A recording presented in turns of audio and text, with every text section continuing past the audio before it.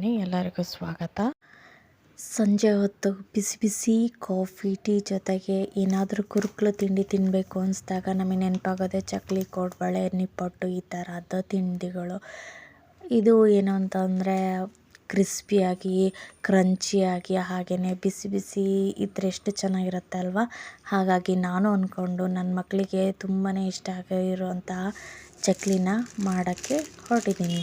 ಇದಕ್ಕೆ ಅಕ್ಕಿ ಹಿಟ್ಟು, ಕಡಲೆ ಹಿಟ್ಟು, ಹಾಗೆಯೇ ಸ್ವಲ್ಪ ಮಕ್ಕಳಿಗಾಗಿರೋದ್ರಿಂದ ಸ್ವಲ್ಪ ಖಾರ ಹಾಕಿದ್ದೀನಿ, ತುಪ್ಪ ಹಾಕಿದ್ದೀನಿ, ಬೆಣ್ಣೆನೂ ಹಾಕ್ಬೋದು, ತುಂಬ ರುಚಿಯಾಗಿರುತ್ತೆ. ನಾನು ತುಪ್ಪ ಹಾಕಿದ್ದೀನಿ, ಉಪ್ಪು ಹಾಕಿದ್ದೀನಿ, ಅಜ್ವಾನ ಸ್ವಲ್ಪ ಉಜ್ಬಿಟ್ಟು ಹಾಕಿದ್ದೀನಿ. ಇದನ್ನೆಲ್ಲ ಹಾಕಿ ಸ್ವಲ್ಪ ಬಿಸಿ ನೀರಿನಲ್ಲಿ ಸ್ವಲ್ಪನೇ ಅದಲ್ಲಿ ನೋಡಿಕೊಂಡು ನೀವು ಕಲಿಸ್ಕೊಬೇಕಾಗತ್ತೆ. ನೀರು ಹಾಕ್ಬಿಟ್ರೆ ಚೆನ್ನಾಗಾಗಲ್ಲ. ಹಾಗಾಗಿ ಸ್ವಲ್ಪನೇ ನೀರು ಹಾಕ್ಕೊಂಡು ಕಲಿಸ್ಕೊಂಡು ಚಕ್ಲಿ ತವಾದಲ್ಲಿ ಚಕ್ಲಿ ಮಿಷಿನಲ್ಲಿ ಹಾಕ್ಬಿಟ್ಟು ನೀವು ನಿಮಗೆ ಅದು ಚಕ್ಲಿ ಶೇಪ್ ಆಗಲಿ ಯಾವುದಾದ್ರೂ ಒಂದು ಶೇಪನ್ನು ಕೊಟ್ಕೊಂಡ್ಬಿಟ್ಟು ಎಣ್ಣೆಯಲ್ಲಿ ಕರೆದ್ರೆ ಬಿಸಿ ಬಿಸಿಯಾದ ಕುರುಕಲು ತಿಂಡಿ ಟೀ ಜೊತೆಗೆ, ಕಾಫಿ ಜೊತೆಗೆ ತಿನ್ನಲಿಕ್ಕೆ ಮಜವಾಗಿರುವಂತಹ ಒಂದು ಕುರುಕಲು ತಿಂಡಿ ರೆಡಿಯಾಗುತ್ತೆ.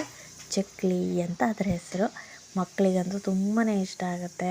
ಖಾರ ಸ್ವಲ್ಪ ಕಮ್ಮಿ ಹಾಕಿ ಕೊಡಿ, ಮಕ್ಕಳಿಗೆ ತುಂಬಾ ರುಚಿಯಾಗಿ ಇಷ್ಟಪಟ್ಟು ತಿಂತಾರೆ.